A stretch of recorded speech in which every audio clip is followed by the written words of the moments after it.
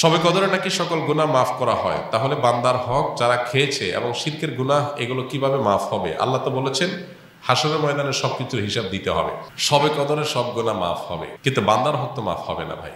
বান্দার হক বান্দার কাছ থেকে আদায় করে মাফ চেয়ে নিতে হবে, মাফ পেয়ে নিতে হবে, তা না হলে মাফ হবে না। আমরা অনেকে মোছে তাও দিয়া বসে আছি যে শবে কদর সব মাফ করে দিবে, তাইলে চুরি দাড়ি ডাকাতি 2 নম্বরে যা কিছু করলাম এক শবে কদর ইবাদত করলেই তো সব মাফ, তাইলে আর চুরি দাড়ি বন্ধ করার তো কোনো কারণ নাই। দেখুন, ইসলামের সাথে অন্য সব ধর্মের এখানে একটা মৌলিক পার্থক্য। খোদ ইয়াহুদিরা, আল্লাহ কোরআনে তাদের সম্পর্কে বলেছেন, ইয়াহুদিরা বলে লান তামাসসানান নারু ইল্লা আইয়ামাম মাদুদা, তারা বলে আমাদেরকে আগুনে জাহান্নামে কয়েকদিন থাকা লাগবে, এরপর আমরা জান্নাতে থাকবো, অল্প কয়েকদিন থাকা লাগবে, অনন্তকাল আমরা জান্নাত অটোমেটিক আমাদের গ্রান্টেড। এই জন্য তাদের অপরাধ থেকে বাঁচার কোনো গরজ নাই। খ্রিস্টানরা মনে করে ঈসা আলাইহিস সালাম তিনি শুলে চড়ে, যদিও তিনি শুলে চড়েন নাই কোরআনের বর্ণনা অনুযায়ী, তিনি আত্মাহুতি দিয়ে আত্মত্যাগ করে আমাদের সমস্ত পাপের দায় তিনি নিয়ে নিছেন। এটা কারা মনে করে? খ্রিস্টানরা। যেহেতু আমাদের সমস্ত পাপের দায় উনি নিয়ে নিছেন, অতএব আল্লাহ আমরা আর কিছু করবে না, আমাদের পক্ষ থেকে আমাদের নবী নিয়ে নিছে সব। এই জন্য তাদেরও কোনো পাপ না করার ব্যাপারে কোনো গরজ। ইসলাম এমন এক দিন যে দিন বারবার করে কোরআনের পাতায় পাতায় বলেছে ও আল্লাহ তাজিরু ওয়াজিরাতুন বিজরা উখরা, কারোর পাপের বোঝা আর কেউ বহন করতে পারবে না, কোনো অপশন নাই। তুমি পাপ করছো, তোমাকেই পেতে হবে। এই জন্য একজন ইমানদার পাপ করলে সেটার প্রায়শ্চিত্ত করতে হবে। আপনি পাপ করবেন, অন্যের হক নষ্ট করবেন, আর শবে কদরে আপনারা মাফ করে দিবে। জি না, শবে কদরে আপনার ছোটখাটো গুনাহগুলো মাফ করে দিবে, কিন্তু আল্লাহর কাছ থেকে বান্দার হক নিয়ে মাফ পাইতে হলে তারটা তাকে ফেরত দিতে হবে বা তার কাছে মাফ চেয়ে নিতে হবে, তারপর আল্লাহ তাআলা মাফ করবেন। অতএব এই বিষয়ে যেন আমাদের ঘাটতি না থাকে। শবে কদরে কি আসলে ভাগ্য পরিবর্তন হয়? ভাগ্য পরিবর্তন করতে কি কি আমল করা দরকার? ভাইরা আমার, লাইলাতুল কদরে মানুষের ভাগ্য লিপিবদ্ধ হয়। ভাগ্য লিপিবদ্ধ হওয়ার 4-5টা স্তর আছে, 4-5টা লেভেল আছে। বিভিন্ন লেভেলে লেভেলে মানুষের ভাগ্য নির্ধারণ হয়। মানুষের সৃষ্টির হাজারো বছর আগে, 50,000 বছর আগে আল্লাহ তাআলা মানুষের তাকদীর লিখেছেন। আবার মাতৃগর্ভে থাকাকালীন সময় আরেকটা লেয়ারে লেখা হয়। এরপরে প্রত্যেক বছর লাইলাতুল কদরে আবার সেই চূড়ান্ত যেটা লেখা আছে এজমালি, ওইটা নিয়ে বিস্তারিত লেখা হয় প্রতি বছর লাইলাতুল কদরে। কোরআনে কারিমে সূরা দুখানে আল্লাহ বলেছেন ইন্না আনজালনাহু ফি লাইলাতিন মুবারাকাহ ইন্না কুন্না মুনজিরিন ফিহা ইউফরাকু কুল্লু আমরিন হাকিম। আল্লাহ বলেছেন আমি এই কোরআনকে নাজিল করেছি বরকতময় রাতে। কোরআন কোন রাতে নাজিল হয়েছে? শবে বরাতে না শবে কদরে? শবে কদরে।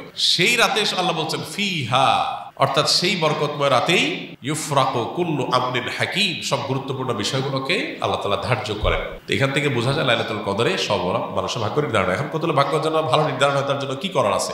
সবচেয়ে বড় করা হলো ঈমান এবং তাকওয়া অবলম্বন করা। আল্লাহ বলেছেন যে ওয়ালাউ আন্না আহলাল কুরআ আমানু ওয়াত্তাকাউ লাফাতাহনা আলাইহিম বারাকাতিম মিনাস সামা।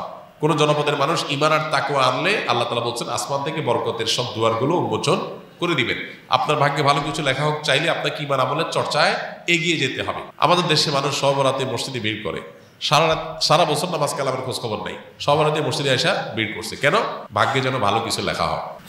একজন চেয়ারম্যান সরকারের কাছ থেকে রিলিফ পাইছে বা জনগণকে বন্টন করার জন্য জিনিসপত্র পাইছে, তো চেয়ারম্যান সাহেবের পাতি যে সমস্ত নেতা আছে বা চেলা চামচা আছে, সহযোগী আছে, এরা ভাগ নিতে আসছে। এক চামচা নির্বাচনের আগেও ছিল না, পরেও ছিল না, ভোটের সময় ছিল না, পরেও ছিল না, কোনো কিছুতে নাই। এখন যখন সরকারি চাইলে এসে হাজির হয়ে গেছে, গমা এসে হাজির হয়ে গেছে, সে এসে ভাগ নিতে হাজির হয়ে গেছে। কি বলেন, এ পাবে ভাগে? আর যে সবসময় ছিল, ও যদি এই দিন হাজির নাও হইতে পারে, তারপর চেয়ারম্যান সাহেব তার জন্য ঠিকই রেখে দিবে যে তুমি এগুলো বন্টন করো তোমার এলাকাতে। তো একইভাবে আল্লাহ রাব্বুল আলামিনের আনুগত্য যদি আমরা সবসময় করি, ইনশাআল্লাহ আল্লাহ আমাদের নসিবে ভালো কিছু দিবেন। এক রাতের ইবাদত করে সব নিজের পক্ষে নিয়ে নিবা, সারা বছর আকাম করবো, এটা সঠিক পদ্ধতি না। দ্বিতীয়ত হলো লা ইয়ারুদ্দুত তাকদির ইল্লা দুআ। দোয়া এমন একটা হাতিয়ার যে আল্লাহ তাআলা তাকদিরের 2টা পার্ট আছে, একটা গায়রে মোবরাম, একটা মোবরাম, একটা চূড়ান্ত, একটা অচূড়ান্ত। অচূড়ান্ত তো আমাদের দৃষ্টিতে, আল্লাহর দৃষ্টিতে সেটাও চূড়ান্ত। আল্লাহ জানেন যে আমরা সেটাকেও দোয়া করে পরিবর্তন করে নিব। তো দোয়ার মাধ্যমে ওই তাকদির পর্যন্ত আল্লাহ পরিবর্তন করেন। এই জন্য বিশেষ করে আল্লাহ দোয়া করতে হবে। লাইলাতুল কদর হোক অন্য সময়, ইনশাআল্লাহ আল্লাহ তাআলা ভাগ্যে ভালো কিছু দান করবেন। রমজানের শেষ 10 দিনের গুরুত্বপূর্ণ আমলগুলো কি কি? রমজানের শেষ 10 দিনের সবচেয়ে বড়, সবচেয়ে প্রধান, অন্যতম আমল হলো ইতিকাফ করা। আমার যদি আল্লাহ তাআলা তৌফিক দিতেন একজন একজন করে রোজাদারের হাতে পায়ে ধরা বা অনুনয় করে বোঝানো, তো আমি একজন একজন করে বোঝানোর চেষ্টা করতাম। রমজানে আপনি অন্য কিছু করতে পারেন না পারেন, রমজানে ফরজ রোজাগুলো রাখেন, গুনাহ থেকে বেঁচে থাকেন, আর শেষ দশকে ইতিকাফ করেন। বাস আপনার রমজান সার্থক হওয়ার জন্য যথেষ্ট হবে ইনশাআল্লাহ। নবী করিম সাল্লাল্লাহু আলাইহি সাল্লাম রমজানের রোজা দ্বিতীয় হিজরিতে ফরজ হওয়ার পর দশম হিজরিতে তিনি মারা গেছেন। এই কয়েক বছরের মধ্যে 8-9 বছরের মধ্যে একটা বছরও তিনি এতেকাফ ছাড়েন নাই। রমজান আসছে আর তিনি এতেকাফ করেন নাই, এটা কোনোদিন হয় নাই। যে আমল নবীজি সাল্লাল্লাহু আলাইহি ওয়াসাল্লাম জীবনে কখনো ছাড়েন নাই, আমরা বেশিরভাগ মানুষ এখানে আছি যারা জীবনে সেটা একবার করি নাই। এর চেয়ে বড় দুর্ভাগ্য কি হতে পারে বলেন?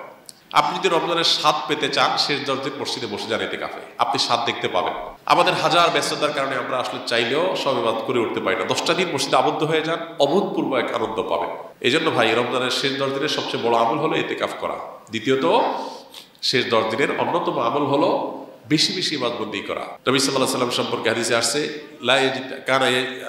কানা ইয়াজতাহিদু ফীহি মা লা ইয়াজতাহিদু ফী গায়রি। নবীজি শেষ 10 দিন যেরকম ইবাদত করতেন, এত কষ্ট করে ইবাদত অন্য কোনো সময় তিনি করতেন না। এই জন্য শেষ দশকে সবচেয়ে বেশি ইবাদত করা দরকার।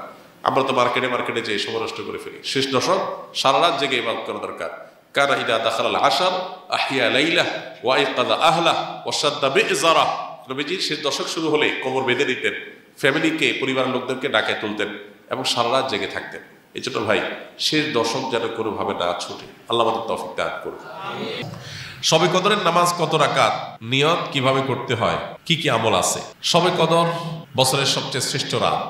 এই রাতের ইবাদত খায়রুম মিন আলফি শাহর, 1000 মাসের ইবাদতের চাইতে উত্তম। তো এই জন্য এই রাত জেগে আমরা ইবাদত করার চেষ্টা করব। কিন্তু ইবাদতের নির্দিষ্ট কোনো ফরম্যাট, নির্দিষ্ট কোনো পদ্ধতি কোরআন বা হাদিস শিখায় দেয়নি যে আপনাকে নামাজ পড়তে হবে এত রাকাত, প্রথম রাকাতে অমুক সূরার সাথে তমুক সূরা এতবার পড়তে হবে, দ্বিতীয় রাকাতে অমুক সূরার সাথে অমুক সূরা এতবার পড়তে হবে, এরকম কোনো ধরা বাঁধা নিয়ম বলে দেওয়া হয় নাই। অতএব শবে কদরের নামাজ বলতে আলাদা কোনো ফরম্যাটের নামাজ নাই। আপনি 2 রাকাত করে নামাজ পড়বেন, ধীরে ধীরে সুন্দর করে যে কোনো সূরা দিয়ে পড়তে পারেন, যে কোনো সূরা যে কোনো সংখ্যকবার পড়তে পারেন, নির্দিষ্ট কোনো ফরম্যাট ঠিক করা নেই। শবে কদর উপলক্ষে একটা জিনিস শুধুমাত্র হাদিসে শেখানো আছে, এটা হলো একটা দোয়া, আল্লাহুম্মা ইন্নাকা আফুউন তুহিব্বুল আফওয়া ফাফু আন্নি। আল্লাহ, আপনি ক্ষমাশীল, ক্ষমাকে পছন্দ করেন, আমাকে ক্ষমা করে দিন। এর বাইরে শবে কদরের নামাজ বলতে আলাদা নিয়মের কোনো নামাজ নাই। নামাজের বাইরে আপনি কোরআন তেলাওয়াত করবেন, দোয়া করবেন, জিকির আজকার করবেন, তাসবিহ তেলাওয়াত করবেন, বিভিন্ন নেক আমল করবেন, দ্বীনি বই পুস্তক পড়বেন, বিভিন্নভাবে আপনি রাতটাকে কাটাবার চেষ্টা করবেন।